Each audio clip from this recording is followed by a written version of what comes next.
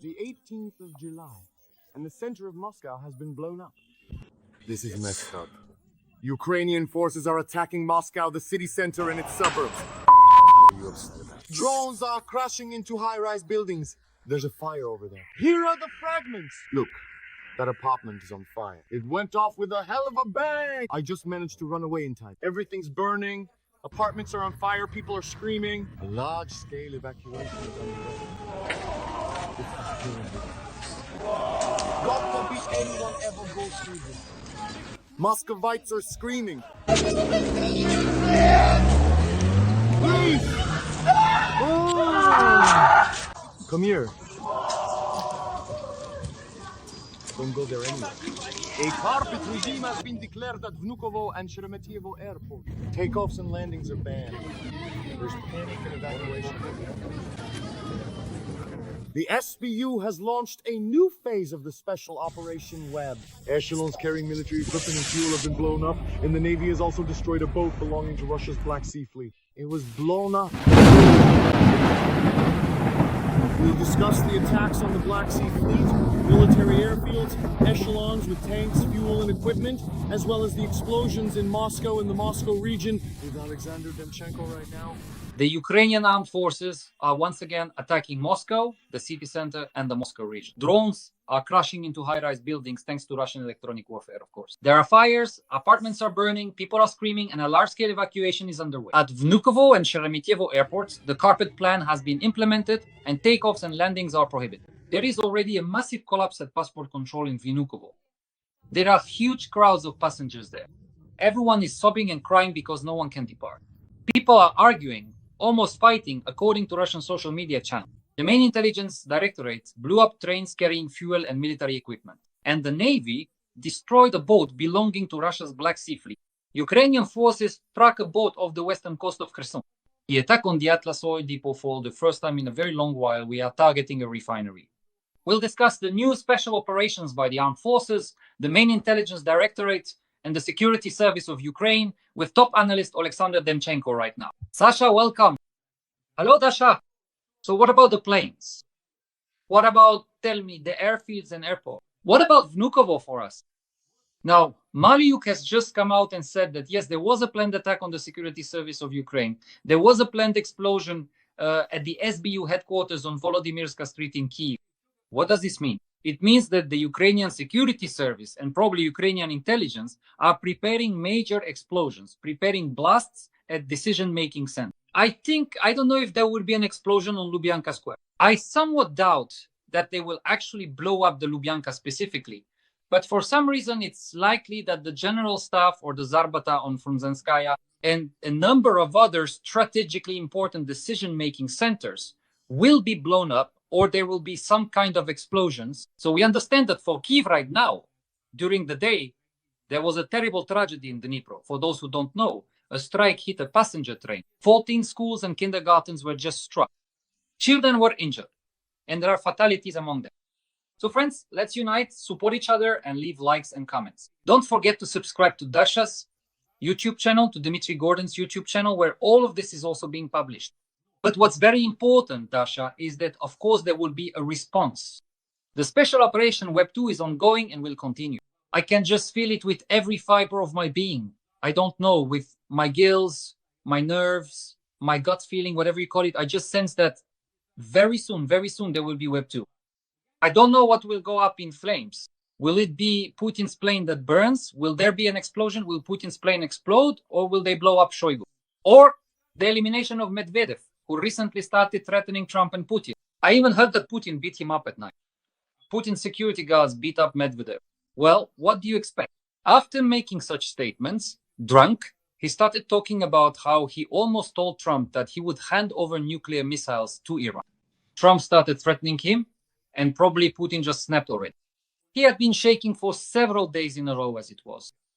I can see that the special operation will continue. I have told you repeatedly that the Ukrainian armed forces, Ukrainian intelligence, the intelligence community, and Ukrainian security forces in general are creating conditions under which any potential of the Russian army's military technical capabilities is being destroyed in order to block and neutralize Russian offensive actions now in various directions. This includes Donbass, the southeast specifically, and of course the northern direction, where Putin wants to take Sumy, where Putin wants to create the so-called sanitary zone, although at this point he himself needs to call for orderlies.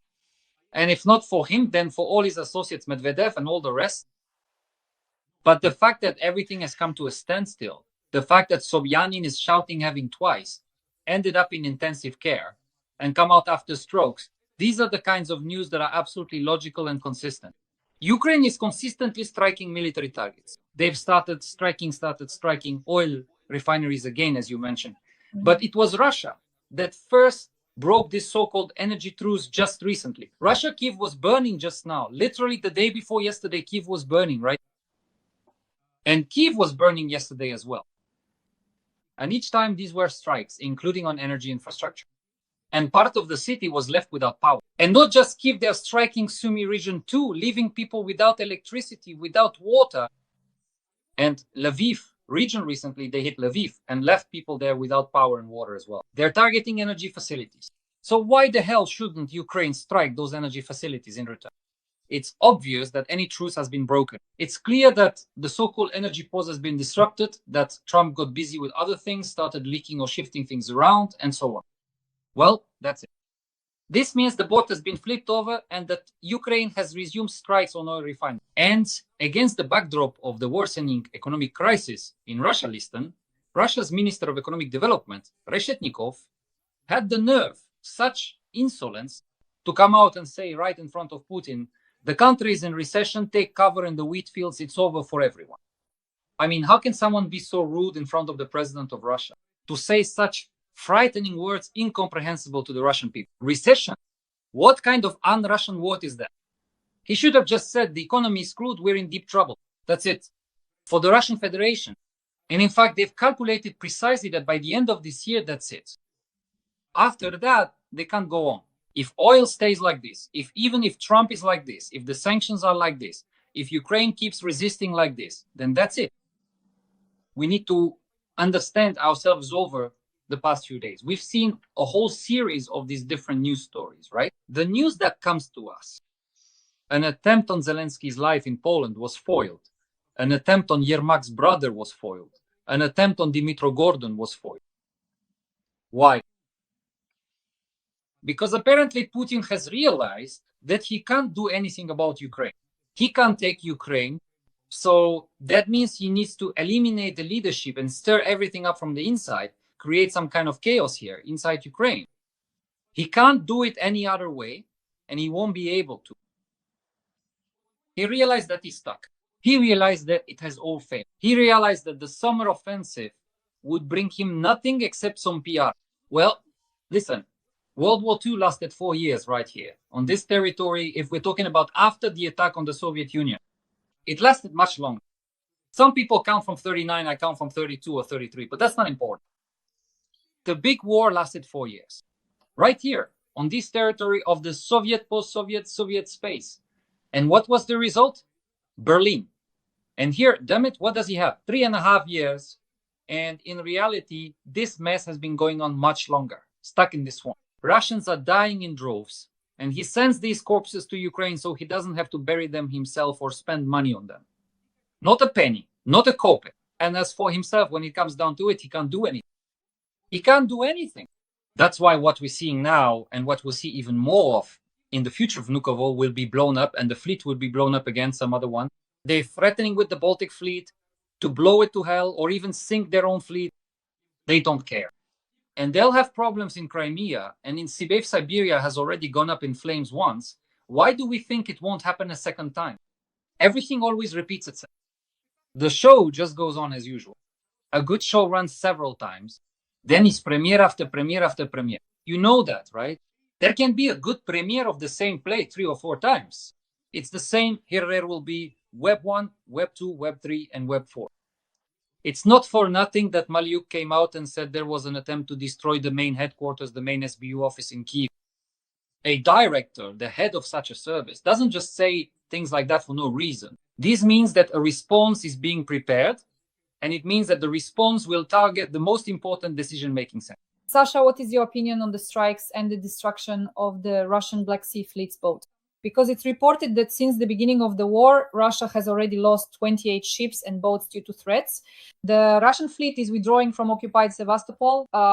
The main forces are now in Novorossiysk, and only submarines remain in Crimea. I would really like us to eliminate all the ships in Novorossiysk and all the submarines, of course. I'm not laughing because of the boat. Dasha, the boat is certainly a great achievement. It's a big success. In general, any strike and sinking of a boat, the destruction of an aircraft, is very difficult. The destruction of an entire train of tanks, like what happened recently, right? They wiped out an entire train of Russian tanks. That's a huge achievement. 41 aircraft, that's enormous. That's a legendary achievement. I'm laughing for another reason. Who commands the boats in Russia? Nikolai Platonovich Patrushev. We talked about Putin having a stroke, a heart attack, Sobyanin having 2 strokes. I think after losing another boat, Patrushev is already in intensive care with a stroke or heart attack. Like everything just short-circuited for him. Well, damn, they screwed up the Black Sea fleet. Ukraine doesn't have a Navy Seas blockade. The fleet really had been degrading constantly since the very beginning after independence, just degrading and degrading. Russia tried to cut it up, destroy it. Well, they did everything. Occupied Crimea, did it all, blocked the Sea of Azov, part of the Black Sea. And then Ukraine went and destroyed the Russian Federation's fleet in the Black Sea. Well, all right. Where is Ukraine and where is the Pacific Ocean? Where is the Desantnaya Bay? Well, they marched, they traveled hundreds of thousands of meters, kilometers, they made it there and blew up the Russian Pacific fleet to smithereens. The strategic fleet, damn it, the nuclear triad, my friend. Now they're shouting that the Baltic fleet will be sunk, they'll sink it themselves, they'll do everything themselves out of their own stupidity. Narishkin and Patrushev together. But who is to blame for this? Who commands the entire Navy? Who oversees these matters in Putin's administration? Patrushev. So what? Where are the results? Just sinkings, nothing but sinking. He sent him there out of spite so that he wouldn't try to seize power and wouldn't push his own son in there. Well, fine, he sent him, and that's that. He was supposed to oversee one fleet, another, a third, a fourth, and so on. Well, all right, the cruiser Moskva sank. Let's say that's not Patrushev's fault. Although he was the Secretary of the Security Council at the time, well, what about now? This is your area of responsibility. And over there it's on fire, over there it's sinking, and over there bridges are blowing up. And where are you? I'll tell you where. He's busy with agriculture. He sends expensive potatoes from Lukashenko, takes potatoes from Lukashenko's cellars and so on. But the most interesting thing is something else. He has Roselkhozbank, both Patrushev and his son. What is Roselkhozbank? For those who don't know. Roselkhozbank is the main cesspool in Russia through which all the money is laundered, all the foreign currency, because it's not under sanctions. And the Europeans and Americans don't want to put it under sanctions.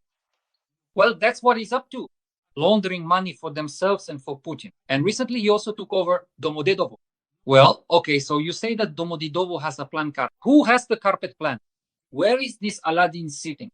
Nikolai Platonovich here, and there is a monkey named Abu running around somewhere, some other monkey of his own.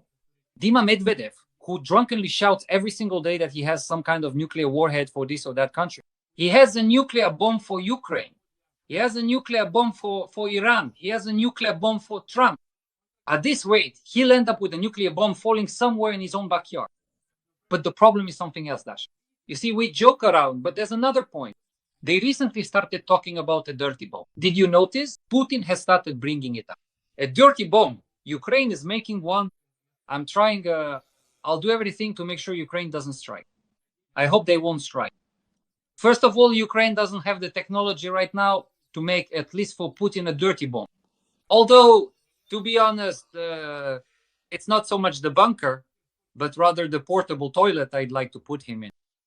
But just imagine the headline. Putin's portable toilet blown up, the whole Kremlin covered in crap.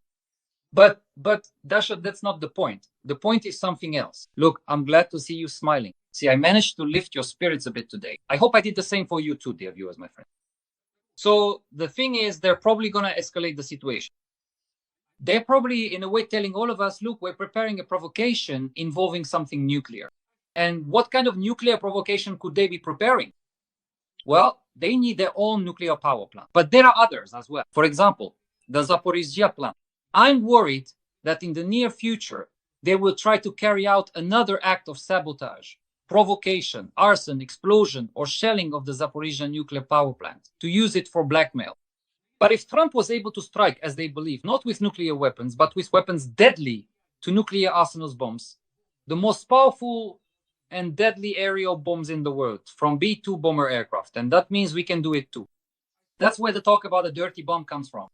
That's the way out. Aha. Look, we're mass producing Oreshnik now, and now we're going to use Oreshnik. We're going to strike Kyiv or wherever else he decides to hit with his Oreshnik. Will it reach its target or not? We don't know. But why? If Trump is allowed to do it, then I can do it too. That's what Vladimir Putin thinks. You see, he didn't quite finish off Iran, even though he could have, and in vain. If he had finished them off, that would have been the end for Putin too. But these guys thought, aha, he didn't finish them off. So if we hit with Oreshnik, or if we launch a dirty bomb or pull off some other nuclear stunt, well, nothing will happen to us either. Nothing happened to him, so nothing will happen to us. And why not? That's what Vladimir Putin is thinking to himself. And attention, the most important question. When Donald Trump was negotiating with Lukashenko about Iran, when he was setting all this up, how would Donald Trump react in the event of such provocations from the Kremlin? After all, it's obvious to everyone there, to all those guys in the Kremlin, that yes, events are accelerating, they're pushing everything forward because there are no achievements, nothing to sell, and they need to do something. They need to do something massive, big, large scale, so that, everything turns upside down, so that Trump gets the message, let's sit down, sign something, stop shooting, just like with Israel and Iran. They were winning, the Israelis, and then he just said, let's keep everything as it is. I destroyed 3 factories there, and that's enough. And the fact that they took out some of the missiles, and the fact that Putin, I'm already sure about this, now that Putin has already made the decision. Last night, even at night, he decided to help Iran create nuclear weapons. He needs this. He needs a precedent. He needs another North Korea in the region, but in a different one. You understand? This is the world we live in, a world where they struck once and thought that was enough. But in reality, they could have finished it off. And they didn't finish it off, just like with Putin. Friends, please like this video. In the comments, write a few kind words in support of Ukraine and let us know where you're watching from. Let us know what you think about this news and about the information from Alexander Demchenko. And one very important point, Sasha, I just remembered the words of Andriy Yermak, who made a statement that Ukraine has already tested ballistic missiles and is preparing to launch them into mass production. This is supposed to happen in the near future. He didn't specify exactly when, but he said that ballistic missiles have already undergone successful tests at the front. And considering that military targets in Moscow and St. Petersburg are practically inviting us to attack them. And now Harbulin also gave an interview to the BBC where he said that Ukraine should, among other things, have nuclear weapons. Ukraine is capable of mass producing ballistic missiles. What is your general opinion on the prospect of Ukrainian ballistic missiles attacks on military targets in St. Petersburg and Moscow, making it so that Russians simply have no peace in their lives? I think that ballistic missiles will appear in the near future. I think that Ukraine will launch ballistic missiles at military targets, including in Moscow, St. Petersburg, Leningrad Oblast, and Moscow Oblast. All of these will happen. And of course, this will ruin all of Vladimir Putin's plans. One should not think that Ukraine will engage in terrorism. Unlike Russia, we do not commit acts of terror on their territory. But as for military targets, for military objectives of which there are many and which are spread out across the vast expanse of the Russian Federation, these strikes will happen. Ukraine will soon have those missiles, Dalny, Neptune, and other missiles which will, in one way or another, replace the shells, the ammunition, the missiles that Germany, the United States, and a number of other countries are not yet providing us in sufficient quantities, yes, or are not giving permission to use these missiles to strike certain military targets. But these will be Ukrainian-developed weapons. As for nuclear weapons, Dasha. Officially, Ukraine will not have nuclear weapons. Obviously, we don't want to get ourselves into a situation like Iran's. We understand perfectly well that even at the beginning of Israel's nuclear developments, the Americans imposed sanctions, the Americans opposed it, they restricted, did not transfer aircraft, and even took back American F-16s, by the way, at that time. All of that happened. So we shouldn't get ourselves into that kind of situation. But officially, it won't happen. Israel also didn't do anything official. But what if you're threatened by a bandit who isn't just holding a pistol, but a nuclear pistol? Yes.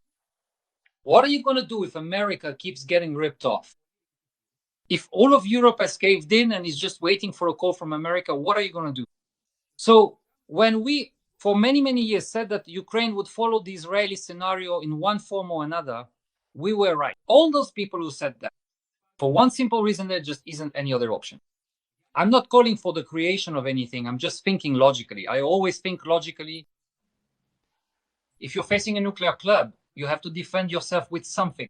So you need to have a small nuclear storm or some other kind of opposing force, well, something else to counter it, so to speak. A kind of remedy for this disease. That's the first thing. Second, it's clear, and I repeat myself, that Israel also officially doesn't have anything. It hasn't joined any. Hasn't signed any nuclear non-proliferation treaties. It doesn't hold any conferences. In Dimona, they've got there are, 90 or however many missiles sitting there. That's enough for them to make sure there's no Iran nearby, no nuclear threats against them, and that no one can threaten them with anything. And the Americans have joined Israel, not just now. For the last 10 or 20 years, regardless of aid and so on. For many, many decades, why did they join? Well, when you have an ally who has everything, the newest, the most advanced technology, who can conquer the airspace of a country that, in terms of territory, is like 4 Germanys and Frances combined in just a matter of days, so why wouldn't you join? That's why I think that as soon as Ukraine gets very powerful weapons, I'm not talking about nuclear. I'm not talking about nuclear weapons. I have never advocated for that. I still believe that the most wonderful world is a world without nuclear weapons. One of the biggest mistakes ever was the creation of nuclear weapons. But when as soon as Ukraine gets modern weapons, truly modern forces and means, as soon as it becomes clear to everyone that Ukraine can independently stand up to any neighbor, and not just neighbors, no matter what country it is, yes, then we won't have any problems with allies or with money or with funding or with military programs or with the economy. Everyone will shut up about corruption and anti-corruption, damn it. And everyone will be talking about how good, beautiful, strong, and developed Ukraine is, because Ukraine will have everything it needs, so that if necessary, it can rattle its keychain, in front of this or that face. Every voice matters. Join our community, support independent journalism, and help us bring you the truth from Ukraine. Become a member of Ukraine today. Join us now. Friends, let us know in the comments what you think about Alexander Demchenko's recent statements. We work for an audience all over the world, so every comment and every subscription is invaluable. Sasha. Friends, also write how much you enjoy our duo with Dasha, because we work like tractors every single time. Isn't that right, Dasha? Sasha plus Dasha, our new format, which comes out every week on my channel and on Dmitry Gordon's channel. They used explosives twice, each time with 1,100 kilograms. The head of the SBU on the third strike against the Crimean bridge. For the first time, the SBU struck the Crimean bridge in 2022 using a vehicle loaded with 21 tons of explosives in TNT equivalent. And in 2023, it was attacked by 2 SBU Sea Baby combat drones over water. And the third time underwater, we used 1,100 kilograms of explosives. And then another 1,100 kilograms, so twice 1,100 kilograms on the key supports of the illegal structure, stated SBU head Malyuk. Sasha, so when will the Kerch Bridge finally collapse? The main news, of course, will be its destruction. Well, eventually it will collapse one way or another. We all understand perfectly well that anything installed illegally by the occupying authorities will collapse sooner or later. I have a question. Well, do you know why I smiled when you said that? Having some understanding of Malyuk's psychology, I can just imagine what's going on in his head. He probably sits there, and when they show him these numbers, right? There was 100 and something, what was it? 100, 1,100, or how much was it? 1,100 kilograms plus another 1,100 kilograms. So he adds it up to 1,200. Damn, it wasn't enough. Next time it'll probably be 5,000 or 10,000. Basically, he's already gathering explosives. So when you calculate all this, you need to put it in very simple terms. Vasily Malyuk is gathering new explosives for the Crimean bridge. He wants to do it for the 4th time. Apparently, he has some kind of fetish, some sort of personal thing that he wants to destroy the Crimean bridge to go down in history as the destroyer of the Crimean bridge. And I think he's preparing not only himself for this, but all of Ukraine and the Russian Federation together with Putin. By the way, Dasha, I think that in Russia, they're really afraid of Mariupol. Really afraid. I think Putin is afraid of Mariupol. I think his whole gang is afraid of Mariupol. I feel like they have some kind of anti-Mariupol keychains over there, some anti-Mariupol deodorants. You know, everything you can possibly imagine, they already have.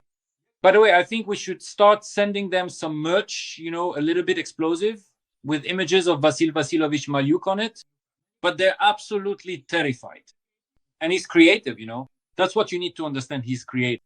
One moment he's stuffing those trucks, then he's sending out scooters, then he's looking for explosives, some kind of sea baby things. Then he's figuring out which explosives will blow up best under the Crimean bridge, and then something else. They just sit there thinking, damn, he could stop the Kremlin with those drones and fill up gun with those drones too. And now they're probably checking Ostankino and Solovyov every single time. Maybe Solovyov already has a drone from Mariuk hidden somewhere inside. Nobody knows, you see. They're terribly afraid. And it's very obvious from how intensely they always react to Mariuk's statements. And to Mariuk and to Budanov, by the way. And at all of them, at our entire intelligence community, at the security, at the whole community of our law enforcement, they're extremely afraid no matter what. And these strikes on Kyiv, on the Dnipro, that terrible strike on those children, yes. And there were strikes on Kharkiv too. This is all out of helplessness. He can't do anything. He can't conquer.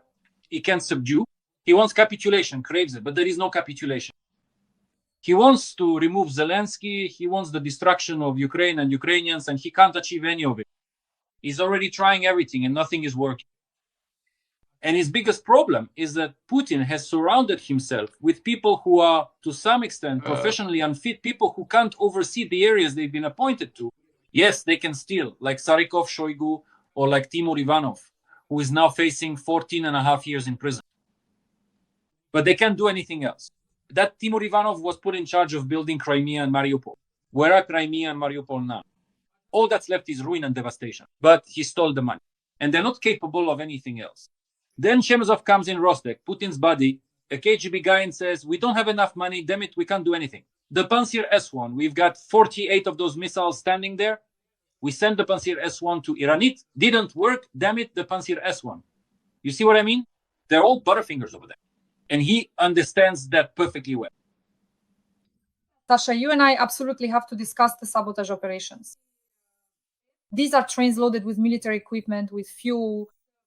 We remember how a train carrying military equipment was attacked dozens of tanks and other military equipment. And just in the last couple of days, information has come out that the GER, the main intelligence directorate, also eliminated, destroyed, blew up trains on the occupied territory of Ukraine, in southern Ukraine, carrying fuel and military equipment. That's a successful operation as well. It would be great to see something like that happen on Russian territory. What do you think? And why is that important? Besides the fact that we're stating that this is a successful operation, why is it important? Because if you destroy the fuel, the equipment comes to a halt. Yes. They arrive ready to fight, ready to push forward, ready to kill, right? But they are stuck and they become an easy target for Ukrainian drones, for Ukrainian missiles, artillery, and so on, mortars, and so on and so on. The equipment is stalled. Can you launch an offensive, conduct offensive operations with equipment that's stalled? Remember, February, March of 2022, they got bogged down in the swamps, didn't they? They got bogged down. The fuel didn't arrive on time. There was no fuel. They were marching, carrying their dress uniforms in their backpacks, planning to parade through Kyiv, coming from everywhere, pushing through Sumy region, trying to go around somewhere near Zhytomyr, Chernihiv. Kyiv, they were pushing in from all sides. Well, they got bogged down. And where are they all now? Are they having their parade there, or rather in hell at the parade? That's why this is important, Dasha. It's important because, and I keep repeating this, if we're being serious, I've said it many times and I keep saying it, right now, Putin's summer offensive is falling apart. And they're striking the rear, hitting fuel supplies, hitting oil refineries, hitting factories and plants, hitting drone equipment there, hitting arsenals, hitting aircraft, hitting railways. Not the FSB, the one that was destroyed in Bryansk region, but they're hitting other military railway lines, destroying entire freight trains loaded with tanks. All of this is to disrupt the summer offensive. And notice there are results. We have started to recapture settlements one by one in the Sumy region already, gradually. But Filatov made an official statement. In Dnipro, 19 schools, 10 kindergartens, a vocational school, a music school, and medical institutions were affected. I want to say that with Trump's rise to power, the situation with missile and drone attacks has worsened by more than 50%. All the military analysts have written about this. In other words, Trump is now simply absolute evil, a horror that he has brought into the world. Trump, in essence, gave Putin his blessing for permanent missile and drone attacks on the territory of our country. I just read now, analysts are saying that Russia will soon be launching 500 to 600 drones. Russia is capable of this, and it will do it. Sasha, what should we do? Because Trump simply doesn't care about Ukraine. He gives his blessing to the attacks. He doesn't care at all. He is absolutely impotent when it comes to Putin. Dasha, I don't have any cure. I don't have any pill to choose from, whether to take the blue one or the red one. I don't have any prescription for this.